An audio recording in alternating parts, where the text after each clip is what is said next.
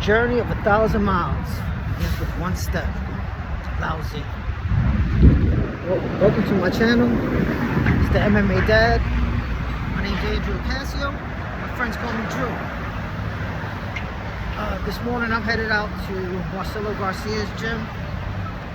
Getting a couple of rolls. Taking a lesson with the gi. I've been here once before. Like when my wife has to go to a workshop downtown, I ride the trains with her just because it's kind of dangerous these days. But yeah, this was a few months ago. Came down here. First time I was training outside of my own gym, where I train at, which is Whetstone Jiu-Jitsu in Cortland Manor. And yeah, the first time I trained outside of my gym against other people with the same belt level as I am, which I'm a blue belt right now. And yeah, I fared well. So I think I'm on course where I should be. I'm 54 years old, by the way. Started jiu-jitsu about 2.5 years ago. And I totally love it. A lot of benefits, both physical, mental, but that's what this channel is going to be about. The purpose is to explore all the martial arts. In fact, motivate people to start the martial arts, and also to use the martial arts as a tool to raise capable children. Yeah, I am a father. My son is grown already. He is actually a professional MMA fighter. We'll talk about him in other episodes. But martial arts and sports in general was a big part of, his early life and the way I wanted to raise him. As for myself, I've been in the New York City school system for 20 plus years. I'm a therapist. I basically teach life skills, job readiness, basic communications, and pragmatic skills, depending. I've also done what they call early intervention, which is working with kids from 0 to 3.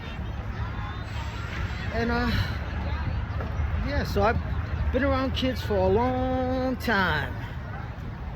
And I could definitely say that sports, getting them involved with a martial art is so beneficial. Keeps them out of trouble, keeps them focused, gives them a sense of purpose. Yeah, and I work with the intellectually challenged as well as the emotionally challenged kids in New York. I'm at a high school. And yeah, I've seen the benefits, and I'll be interviewing people, psychologists, coaches, even some kids, with parental permission, of course. But yeah, I raised a capable young man, and martial arts was a big part of it. As for myself, when did I get interested in the martial arts? Well, we're going back into the 70s. Back on Channel 5, they used to show every Saturday karate movies. The Shaw Brothers Productions. Like The Master Killer, The 5 Deadly Venoms, Drunken Monkey. Oh, I was so into it. And yeah, I remember telling my father, come on, please, put me in karate. Once again, this was the Chuck Norris era as well. Chuck Norris, Bruce Lee. And never put me in, unfortunately. Ended up doing Little League and things like that. But that desire always stayed with me, the martial arts.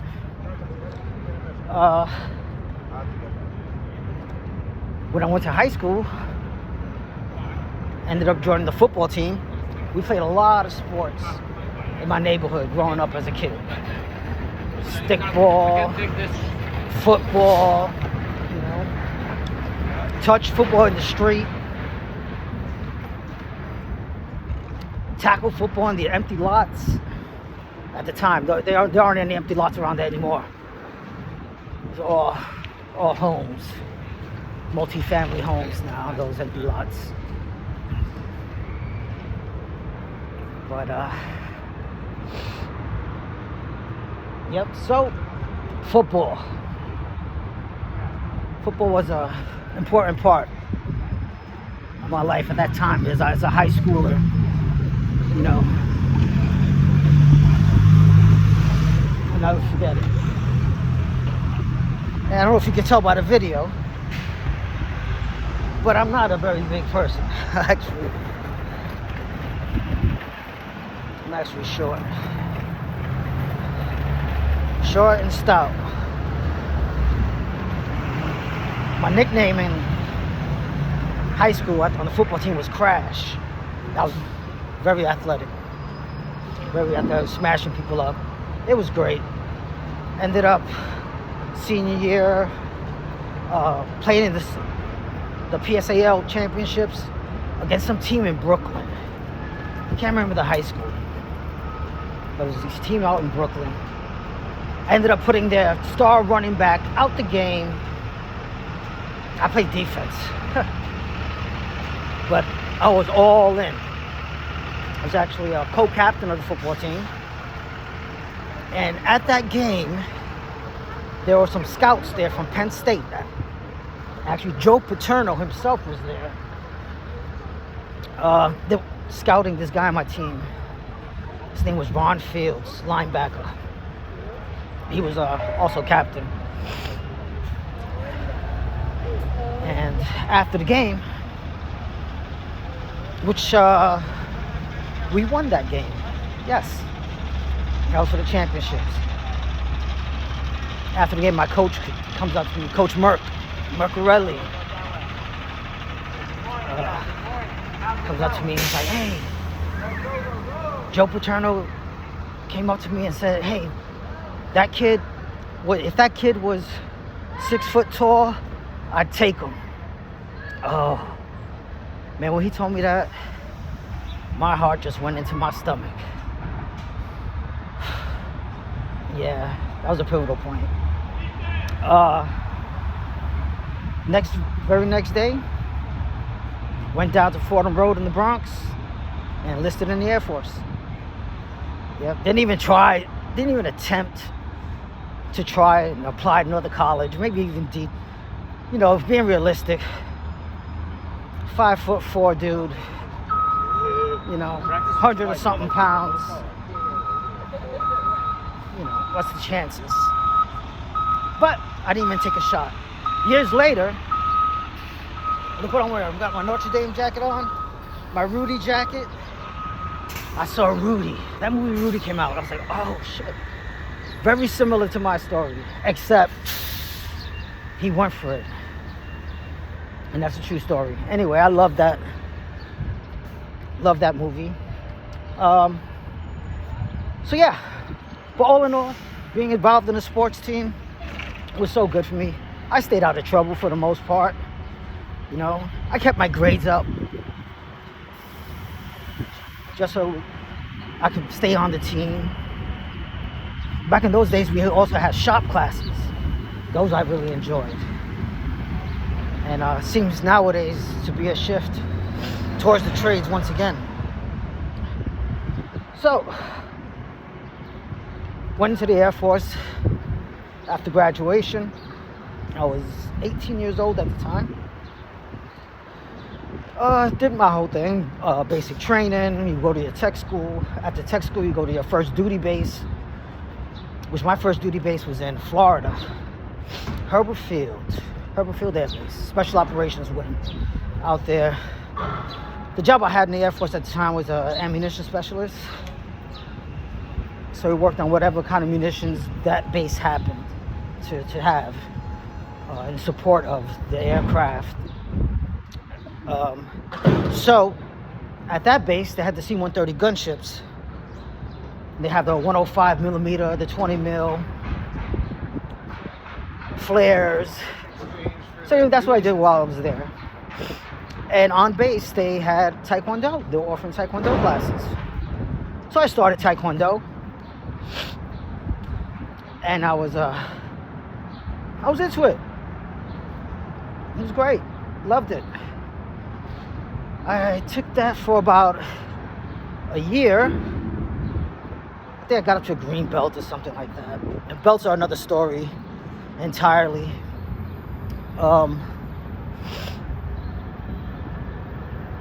So yeah, I got to green belt. Then I got orders to go to Japan. Yep. Okinawa, Japan. So I ended up leaving that base. Went to Okinawa. I was there for a bit, learned the lay of the land, learned a new job, because now I was working with the AIM-9 Sidewinder missiles and the AIM-7 Sparrow missiles, because we had the F-16s over there. So that's kind of armament that they had. So while I was there, by the way, I was there for like 3 years. While I was there, they had judo on the base. So I went. The instructor was Japanese, a Japanese old man. Come to find out, he didn't speak any English. He had to go through an interpreter. Yes, he was an old man. And he fought, come to find out, he fought in World War II, of course, on the Japanese side. So that was pretty cool, kind of historic. And I did that for a while. And I achieved brown belt in judo. But knowing now what I know, I was no brown belt. I think they just want to, because we're American over there in Japan. And I guess they want to keep us coming to the classes. But I'm no brown belt in judo. Hell no. But we went one time downtown, to downtown Naha,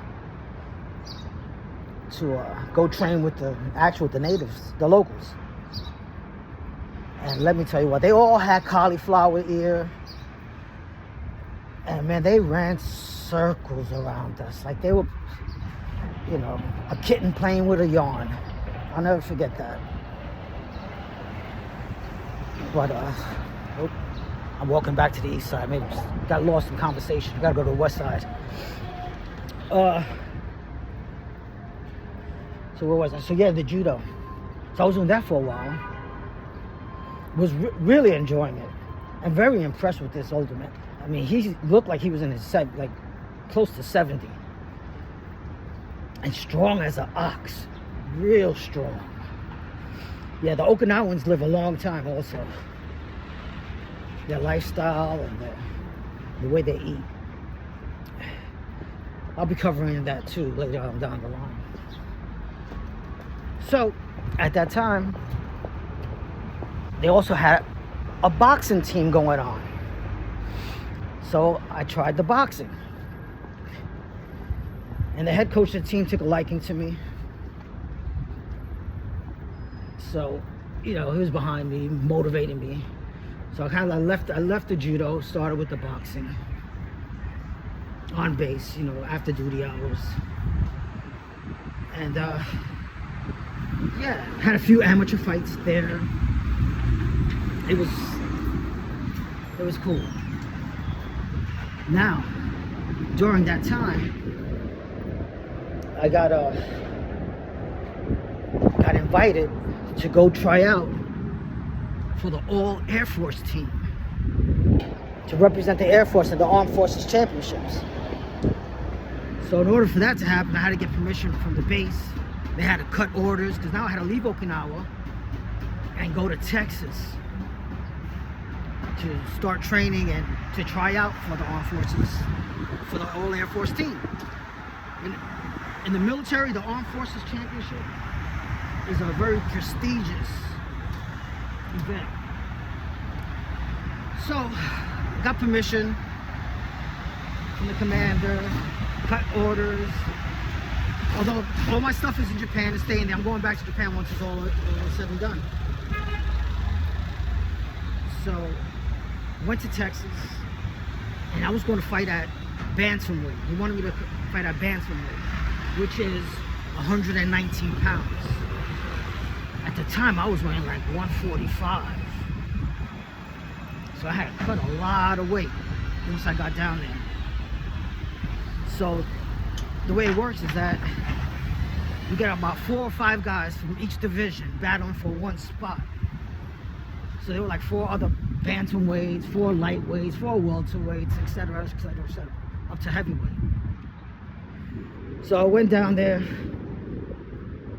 and mind you, I haven't been boxing for long either. 6 months, maybe 7 months. It's just, you know, naturally athletic. We used to play box, you know, with boxing gloves back in the Bronx as kids. You know, just punching wildly. You know, a few street fights, you know, real street fights, you know, kid stuff. Which nowadays, look, that kid stuff leads to gunfire and stabbings. Whereas before, you could fight mano a mano, and that would be the end of it.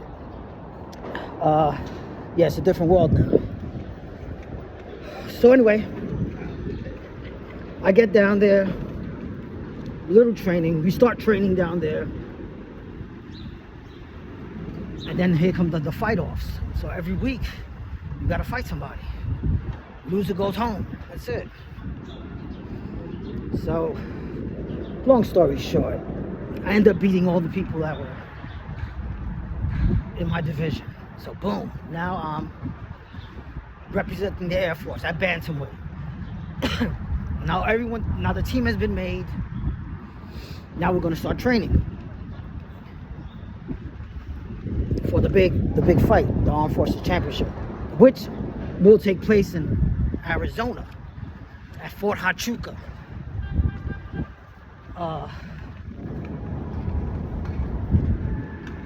So yeah, so we start training. Now there's nobody my size for me to spar with. So what do? This is in San Antonio, Texas, where we're training, by the way. So they go downtown, and they start bringing in Mexican fighters for me. And let me tell you what, they brought this one guy in named Juan Delgado. Didn't know anything about him at the time. Southpaw, never fought a southpaw before. And man, did he light me up. He lit me up. Actually, to this day, I have a deviated septum in my nose. I gotta get it fixed. That's affecting my cardio, I know it is. But yeah, he actually changed the configuration of my nose. That's a dent in here. And that was all Juan Delgado. Damn. Don't know whatever happened to him, but he was a champion in that division in San Antonio. The Golden Gloves, that's what it is. They had Golden Gloves. He was Golden Glove champion. Man, yo, he lit me up. Anyway, a lot of lessons learned. Fast forward to the Armed Forces Championship. Now we fly out to Arizona. We get there. It's fight night. And let me tell you, it was a big event. I don't know what stadium it was in, but it was big. Nothing like Yankee Stadium, nothing like that. But it was still a big venue. And kids coming up to you and asking for autographs. I was like, wow. So, anyway, come fight night. I'm fighting this guy in the Army.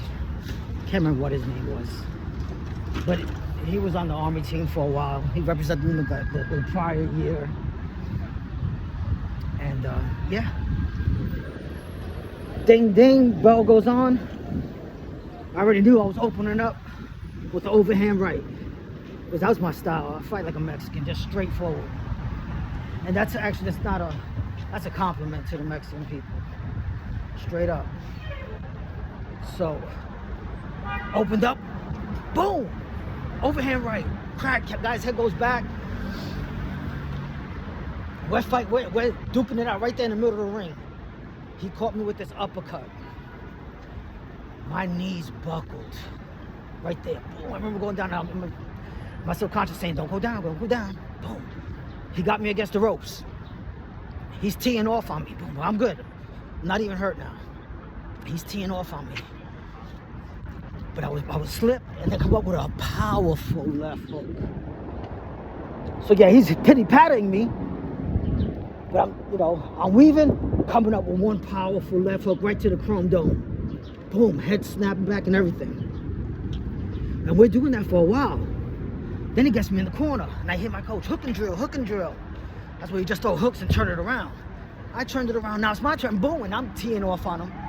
And then the referee jumps in and stops the fight. I'm like, what's up? Are you kidding me? He stopped the fight because I was bleeding, I guess at that time, I was bleeding a little bit from my nose. Nothing even major. And he swipes my nose, there's like a blood, you gotta stop the fight. I was like, oh, are you kidding me? Oh, was I heartbroken. So, hit the showers. And there was a lot of other stuff going on that I didn't like during this whole training camp. Like, there was one guy in particular, Ron Sims. Supposedly he was like the one going to go pro and everything like that. He didn't end up doing anything. And let me tell you what, he shit the bed in the Armed Forces Championships. And then all the attention was on him. Anyway, so I'm licking my wounds. Next day, my coach comes up to me. The one from Okinawa, he flew down with me. And he was a sergeant in the Air Force. He was a MP of military police. We call them SPs in the Air Force, security police, but same thing. A black guy, heavyweight. He used to fight for the Air Force. Now he just coaches. He was cool as hell. He taught me a lot. He's like, hey, because when we got down to Texas, they gave the whole program over. He wasn't the head coach for the whole Air Force team. They gave it over to some older Mexican man. But he was like, hey, this guy wants you to go down to Denver and go to the Olympic trials.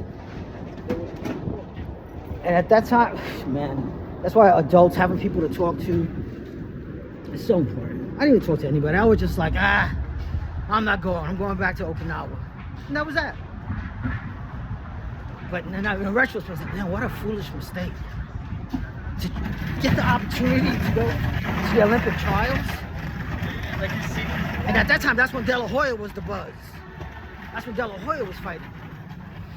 Because this was in the late 80s, early 90s when I went down there. Maybe it was 1990. Anyway, went back to Okinawa. You know, that always stood with me.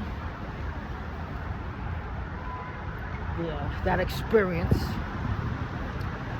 And yeah, so that was the boxing. And I knew that at that point, when I were to have a child, that yeah, I'm getting involved in sports. Maybe not so much boxing at the time, my trainer thought, but definitely the martial arts. And one thing, and I'll talk more about this in future episodes, one thing that coach did teach me was this mantra, never say die, that was used during training. And I have another story about that, about never say die, and how it really helped me in my regular civilian life, and how I also wanted to instill this in my child, that never say die attitude. So, got out the Air Force, and that's when adulting starts to occur. You know, got a career, got married, had a kid, moved to the suburbs, you know. Like I said, I knew I was going to instill sports in my child. You know. And yeah, during that time, you know, we had him T-ball. And then when he got like 6 years old, around where I lived there was a martial art, ninjutsu. a traditional martial arts school. So got him involved with that at a young age. We did that for a number of years, and he was excelling in that.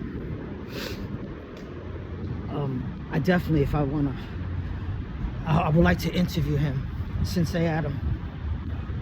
He's still doing it. He's amazing with kids, and even the adult. I mean, they teach the sword. I know some people think, oh, ninjutsu, you know, that's phony. Man, it is traditional martial art. You know, it's not like MMA, but traditional. There is jujutsu involved in it. They call it taijutsu. But it's wonderful. I hope I'll be able to interview him, show you the place. That's up in the town I live in currently, in Mailpack. But yeah, at that same time, we're also doing baseball. You know, he's very athletic. So we're doing baseball for a while. Ended up going on the travel team. And then in 8th grade, school opened, 7th to 8th grade, they started wrestling. Wrestling is big. I'm talking, it's big in New York. Not so much New York City, but in the burbs, Long Island, Westchester, Putnam, all upstate, wrestling is big. Connecticut, big. Jersey, big. Pennsylvania, big. So got involved with the wrestling. You know, in the martial arts, you could be on your back. Oh, you could be dangerous on your back. In wrestling, no. That's a no-no. You never want to be on your back in wrestling. Anyway, so my son is multi-athlete, and he had to make a choice. It was on him. I didn't. He was like, I'm going to leave ninjutsu. Man, I remember he was like, I know you're going to be hurt. Because he knew I loved it. He was like, I got to make this choice. I can't do everything.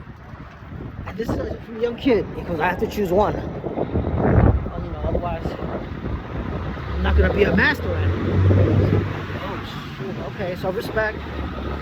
So I stopped going to ninjutsu. Stopped the baseball. No, I'm sorry. He didn't start the baseball. He started the baseball after freshman year in high school. But stopped the ninjutsu and started to focus on the wrestling. Then in high school, 9th grade, once again he came up with that decision. I got to choose one: baseball or wrestling. He chose wrestling. So up here, in order to compete, you got to do this outside of school. Not just the school practice, you got to get involved with a wrestling gym, wrestling school. So up where I live, a lot of state champions came out of here. A lot of kids getting scholarships to D1 schools, Ivy League schools as well. We started a place called Iowa Style Wrestling in Somers.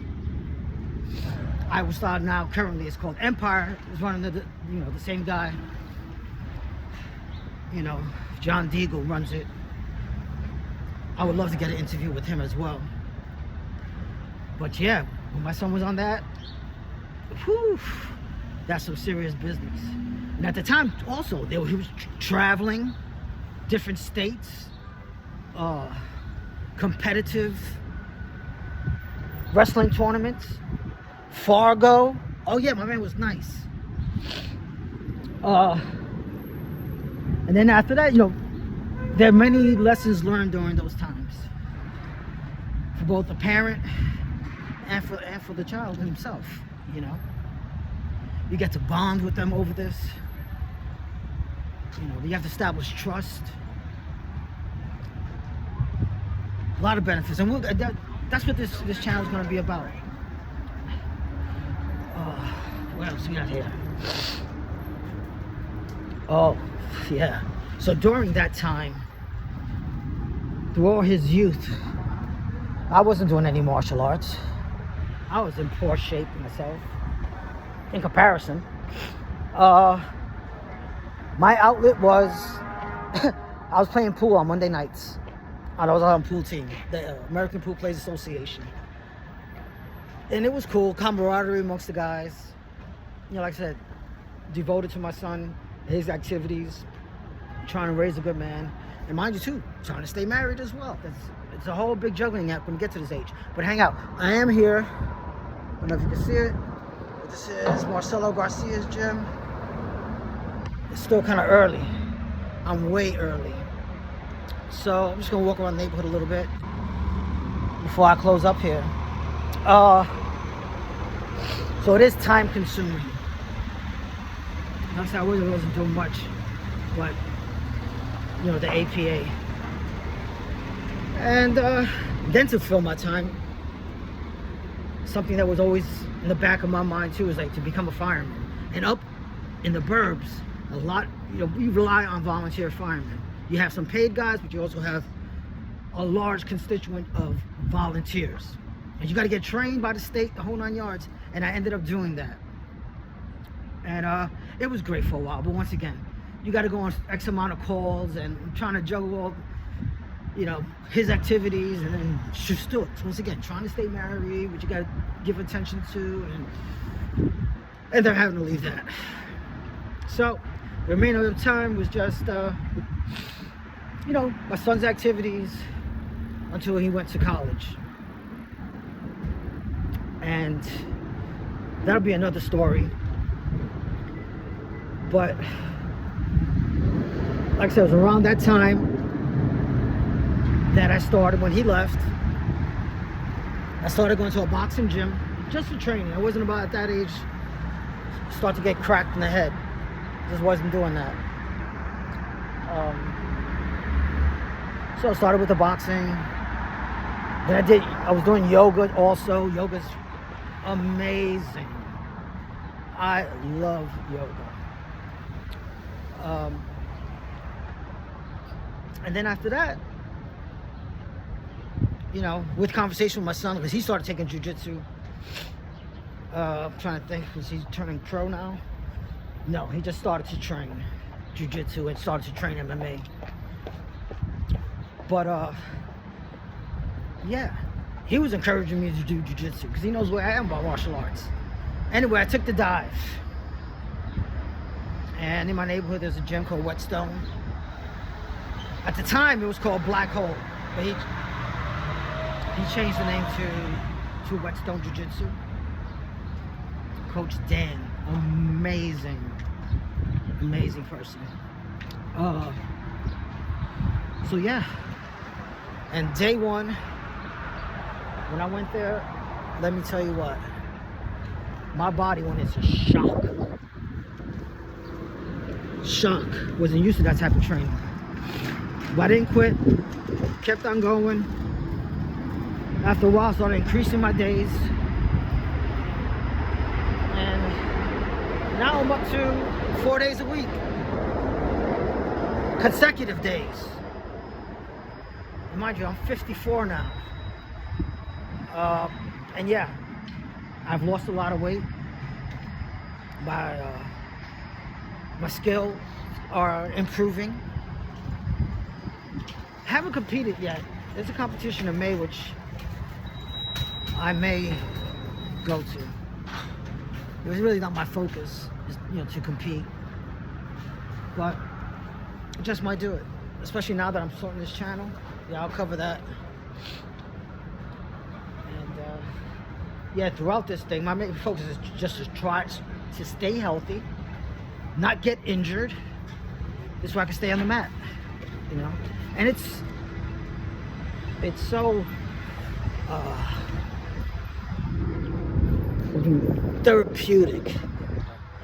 It's so therapeutic once you're on the mats, because you forget everything. You could be having the worst day. Once you get on that mat and someone's trying to strangle you and you're just fighting to stay alive, you forget everything. And then you touch that little animal instincts inside yourself. It's a wonderful thing. Like even right now, I'm on this, you know, recording. But once I get on that mat over here at Marcelo's, there's not gonna be anything on my mind. can't afford to. And it's just impossible. Once people are grabbing you and attacking you, your survival brain just takes over. So, looking forward to that. Like I said, I do have some time. So yeah, this is where I'm at. And I just finally decided, you know what, I'm gonna start a channel.